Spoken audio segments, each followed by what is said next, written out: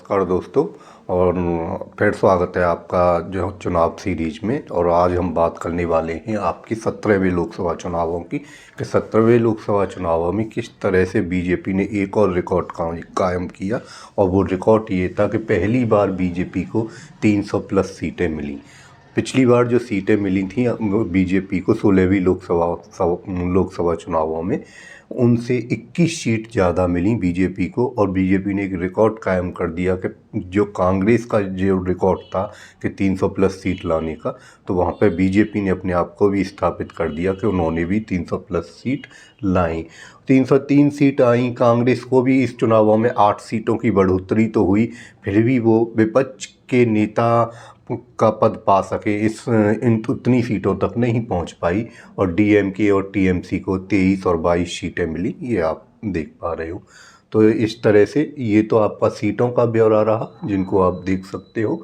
और फिर हम बात करेंगे इस लोकसभा चुनाव के विश्लेषण की, कि ऐसा क्यों हुआ, क्या कारण हुए कि बीजेपी कांग्रेस कमज़ोर होती जा रही है और बीजेपी इतनी ज़्यादा तेज़ी से कैसे बढ़ रही है। इन सब चीज़ों की मैं आगे विश्लेषण करने वाला हूं। तो सबसे पहले तो आपको ये बता दूं कि 16वीं लोकसभा चुनावों में आपको पता है कि मोदी जी ने सरकार बनाई थी, बहुत सारे नारे दिए थे, बहुत सारे देश के सामने अपने प्रोजेक्ट रखे थे उन्होंने कि इस तरह की योजनाएं हम लाएंगे, काला धन लाएंगे, फलाना, भ्रष्टाचार, महंगाई, बेरोजगारी, सबके ऊपर काम करने का उन्होंने वादा किया था। और 2016 में जिस तरह से 2014 में जिस तरह से उन्होंने सरकार बनाई और उस सरकार को उन्होंने एक तरफा चलाया और अपनी बहुत सारी योजनाओं के ऊपर उन्होंने काम भी किया। और लोगों के सामने उनकी जो मोदी जी की जो छवि है वो एक अलग है। उन्होंने अपने आप को जिस तरह से रिप्रेजेंट किया कि मैं ग्राउंड लेवल से आने वाला हूँ, बचपन में मैंने चाय बेची थी, और जिस तरह से उन्होंने की कि मेरे पास जो व्यवहारिक नॉलेज है उस देश की, वो बहुत बेहतर है अकॉर्डिंग टू कांग्रेसी नेताओं की अपेक्षा। और जिस तरह से मोदी जी का व्यक्तित्व है, वो एक प्रखर वक्ता हैं, तो उस तरह से वो लोगों को अपनी तरफ जिस तरह से आकर्षित करते हैं, तो एक उनका अपना एक करैक्टर है। तो जो उनको हम देखते हैं कि पिछले चुनावों में क्या हुआ था, कि आप देखोगे कि ये काम अटल बिहारी वाजपेयी नहीं कर पाए। और अटल बिहारी वाजपेयी के अगर मैं विश्लेषण करता हूं, तो अटल बिहारी वाजपेयी को हम जब देखते हैं तो अटल बिहारी वाजपेयी के खिलाफ नेता कैसे थे, वो भी समन्वयवादी नेता थे और बहुत बड़े नेता थे, कोई डाउट नहीं। लेकिन यहाँ पे आप देखोगे कि यहाँ तक आते आते कांग्रेस बहुत कमज़ोर हो चुकी थी। तो अगर लोकतंत्र में हम बात करते हैं तो आप देखोगे कि लोकतंत्र का मतलब ही सत्ता और विपक्ष होता है। तो अटल बिहारी वाजपेयी के खिलाफ जो विपक्ष के नेता थे वो मनमोहन सिंह और सोनिया गांधी जैसे दिग्गज और अनुभवी नेता थे। लेकिन जब मोदी जी सत्ता में आए तो उनके खिलाफ जो विपक्ष का नेता बनाया प्रोजेक्ट के रूप में रखा गया, वो रखे गए थे राहुल गांधी। और राहुल गांधी को आप जानते हो कि राहुल गांधी की जो छवि थी भारत में, वो एक सिल्वर स्पून बेबी की थी। अब राहुल गांधी के बारे में ये भी कहा जाता है कि उनको व्यवहारिक नॉलेज नहीं है। उनके दादा दादी परदादा सभी प्रधानमंत्री रहे हैं, तो वो समाज में इतना नीचे उतर के नहीं देख सकते, और ना ही उन्हें जो देश है उसकी ग्रास रूट नॉलेज है। इस तरह की बातें राहुल गांधी के बारे में होती। तो फिर जब एक तरफा हो गया तो लोग मोदी जी का जो ग्राफ था वो बढ़ता गया। और मोदी जी ने इन जो 2014 के चुनाव के बाद जो काम किए, उनमें बहुत सारी योजनाएं मोदी जी ने चलाई, जैसे जनधन योजना जो जनता से डायरेक्ट जुड़ी हुई थी। मेक इन इंडिया का वो नारा दिया उन्होंने कि हम भारत में ही सब कुछ बनाएंगे, विदेश से जो हमारे पास आयात होता है उसको कम से कम करेंगे, जिससे भारत के लोगों को रोजगार मिले। जीएसटी को उन्होंने किया। जीएसटी में देखते हो आपके क्या किया कि पूरे के पूरे एक देश एक कर का उन्होंने नारा दिया था। तो इस तरह से मोदी जी नारे और अपना जो बात को लोगों तक पहुंचाने की जो उनकी क्षमता है वो अलग है। दूसरी बात ये कहते हैं कि कुछ योजनाओं पे जो उन्होंने काम किया, वो योजनाएं कितनी जनता तक पहुंची और कितनी कारगर रहीं ये बात अलग है, लेकिन जनता को उन योजनाओं का लाभ इतना नहीं मिल पाया। लेकिन फिर भी मोदी जी ने दोबारा जब अपने चुनावों में गए तो उन्होंने ये कहा कि मेरे पास टाइम बहुत कम था और जो देश का जो बिखराव है, देश की जो अर्थव्यवस्था है, जो स्ट्रक्चर है, वो पूरा का पूरा टूटा हुआ है और उसको बनाने के लिए 5 साल मेरे लिए बहुत कम है।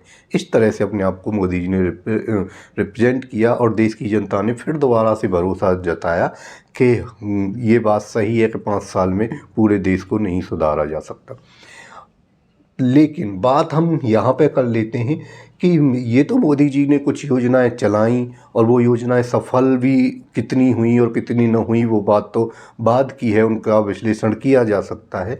लेकिन कुछ ऐसे नेगेटिविटी भी इस चुनावों में इस दौरान किया मोदी जी ने कि उनके नेगेटिव कामों को भी अगर कोई मजबूत विपक्ष होता तो उनको अच्छी तरह से रिप्रेजेंट करके सत्ता में अपना कम से कम विपक्ष का ओहदा तो पाने में वो सफल होते और एक अच्छा विपक्ष बनाने में तैयार होते। लेकिन विपक्ष ने भी इन लोकसभा चुनावों तक कोई अच्छा रोल नहीं निभाया, अपना जो होना चाहिए उस लेवल का रोल नहीं निभा पाया विपक्ष और बिखरा हुआ रहा विपक्ष। कोई भी एक समन्वयवादी नेता नहीं बन पाया उनका और जिस तरह से वो सरकार की नीतियों का विरोध कर सके और सरकार की गलतियों को जनता के सामने पेश कर सके, ऐसा कोई विपक्ष नहीं तैयार हो पाया मोदी जी के खिलाफ। अब देख लेते हैं कि इस सरकार में मोदी जी की गलतियां क्या क्या थीं।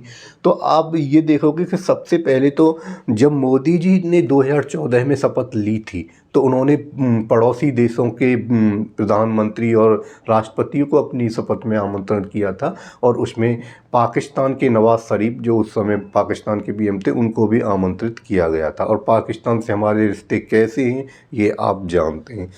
पर और उस यहाँ तक ही नहीं रुके मोदी जी ने दिसंबर 2015 में अचानक से सबको चौंकाते हुए पाकिस्तान का दौरा भी किया। वो लाहौर गए, नवाज शरीफ की किसी बर्थडे पार्टी में शरीक भी हुए। लेकिन उसके बाद क्या हुआ कि पठानकोट जनवरी 2016 में पठानकोट में आतंकी हमला होता है और उसमें पाकिस्तान का सीधा सीधा हाथ है, ये प्रूफ हो जाता है। दूसरी बात ये थी कि नवंबर 2016 में मोदी जी ने नोटबंदी की। अब नोटबंदी का जो उद्देश्य था वो ये था कि जो काला धन है वो लोगों को उसको डिजॉल्व करना है, उसको मतलब जो हमारी इकोनॉमी के जो प्रवाह है उससे अलग करना है। और काला धन का नारा मैंने बताया था कि जब मोदी 2014 के चुनाव से पहले नारा दिया था कि काले धन को लाएंगे। लेकिन आप देखोगे कि नवंबर 2016 में नोटबंदी की मोदी जी ने, और उस नोटबंदी में हुआ क्या कि बाद में आरबीआई की रिपोर्ट आई और आरबीआई ने कहा कि 99.30% जो हमारे नोट हैं जो बंद किए गए थे 1000 और 500 के वो बरामद हो गए। तो जब 99.30 आप देखोगे कि नोट बरामद हो गए, आरबीआई के पास वापस पहुंच गए, तो फिर नोटबंदी का नहीं कह सकते कि कोई प्रभाव पड़ा काले धन के ऊपर। और फिर आप देखेंगे कि नोटबंदी से उस समय में हुआ ये था कि आनी पड़ी नोट बदलवाने के लिए और कैश लेने के लिए बैंकों से, उसमें लगभग 100-125 लोग हताहत भी हुए। दूसरी बात ये भी थी कि नोटबंदी का सबसे ज़्यादा असर पड़ा था ग्रामीण अर्थव्यवस्था पर, क्योंकि वहाँ पूरा का पूरा काम कैश में होता है। अब कैश में काम होता है और आप देखोगे कि नवंबर का महीना था और नवंबर के महीने में गांव में शादी विवाह का जो अवसर है वो चलते रहते हैं, कार्यक्रम चलते रहते हैं और वहाँ पे पैसे की और कैश की बहुत ज़रूरत होती है। तो ग्रामीण जनता इससे काफ़ी प्रभावित हुई और वो इससे ज़्यादा खुश नहीं थी, नाराज़ भी थी, लेकिन विपक्ष उसका फ़ायदा नहीं उठा पाया। पर थोड़ा सा ये है कि विपक्ष ने थोड़ा माहौल तो बनाया इन मुद्दों को लेके, और माहौल बनाने के साथ साथ मोदी जी को लगा कि हाँ थोड़ी सी जनता नाराज़ है, उसके लिए मोदी जी ने माफ़ी भी मांगी। और जब माहौल ऐसा बनने लगा कि मोदी जी को लगा, तो उसी बीच एक घटना और घटित होती है, वो होती है पुलवामा अटैक। ये चुनावों से जस्ट पहले आप देखोगे कि मई 2019 में चुनाव संपन्न हुए और ये फरवरी 2019 में एक घटना होती है पुलवामा में, और वहाँ पे हमारे एक आतंकी अटैक में हमारे 45 जवान शहीद होते हैं। बहुत बुरी घटना थी, आप देखोगे। और जब ये घटना घटित होती है तो अब देश पूरा आक्रोश से भर जाता है, किसके प्रति? आतंकवादी घटनाओं के प्रति और पाकिस्तान के प्रति।